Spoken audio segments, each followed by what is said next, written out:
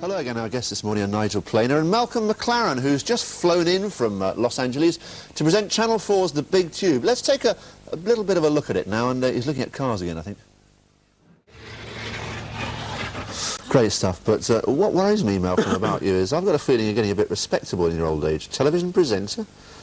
Converting... That's not respectable, is it? Well, it's near. We try, don't we? I thought that the idea of that was that England had given me 5 hours live television time to go crazy. I mean, I could never resist such an opportunity, and I look forward to, obviously, not necessarily being terribly polite, but being a hell of an aggravating sod come Friday night, and hopefully entertain you in the process. But it might not have happened a few years back, Malcolm. Aren't you a bit worried that you're moving a little bit near the establishment now? I gather you're contracted to a Hollywood studio, aren't you? Or a Los Angeles studio, anyway. Absolutely. More power to the elbow. This is dangerous. Eh? This is dangerous. No, not at all. And apparently you're going to move into a house that was once owned by Cecil B. DeMille, aren't you? Well, somebody's got to live there, and I thought, you know... I mean, but everybody can't find a flat in London, but not for the likes of me. What's it like, this Cecil B. DeMille house? Well, I mean... the extraordinary thing in Hollywood, every house has a past. I suppose every house in London has a past. There's ones in Hollywood just seem, the past seems more sexy. Well, you know, lots of goings on. And everything they say about Hollywood is probably true.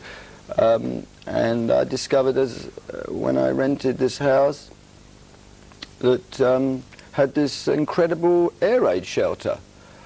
And I went down into it. It was like underneath the house, and there in it were these big old water fountains and all these notices telling you how to survive for the next 4 weeks as soon as the bomb comes. And there's obviously paranoia in the 50s, because stacked up against these water tanks were all these old melody makers circa 1955 onwards. And I then discovered that my next door neighbour was a guy called Patrick McNee.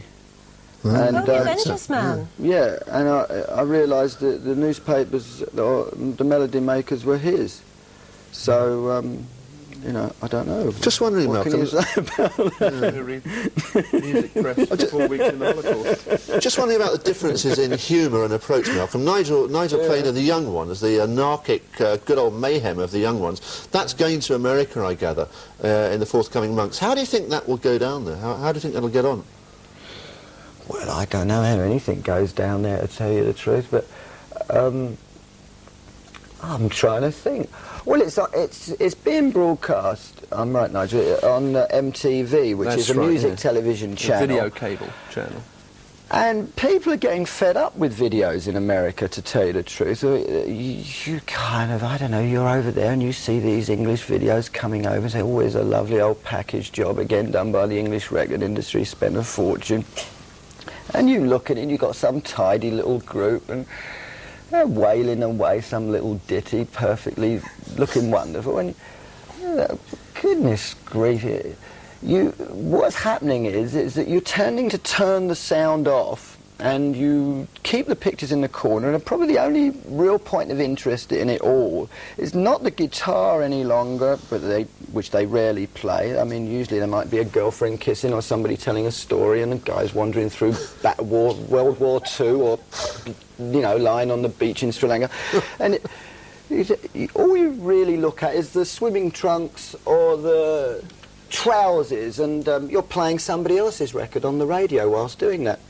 So it's very rare that you even know what's being sung anymore, and you don't really care. And I think the day's going to come where you're able to sort of zip in, you know, like you can do on your video cameras. You can zoom in just on the trousers, and then you can action replay, and you just look at that. And if you happen to be living in Dodge City in Kansas, the problem is as soon as you jump out of the window, you're surrounded by cowboys and farmers. There's no way you can buy those trousers. And I think that MTV is getting very, very, becoming very, very responsible for creating a fashion revolution. So they probably sell going to sell a lot of clothes. I'm not sure whether they're going to sell a lot of records. And Nigel's show seems to have come in as like a huge commercial break, because perhaps it will be the only time when people turn the sound on and they think they're on Mars, because they don't even understand what they're talking about. Malcolm, sadly, we must attempt to, for the moment, turn the sound off you and take a break.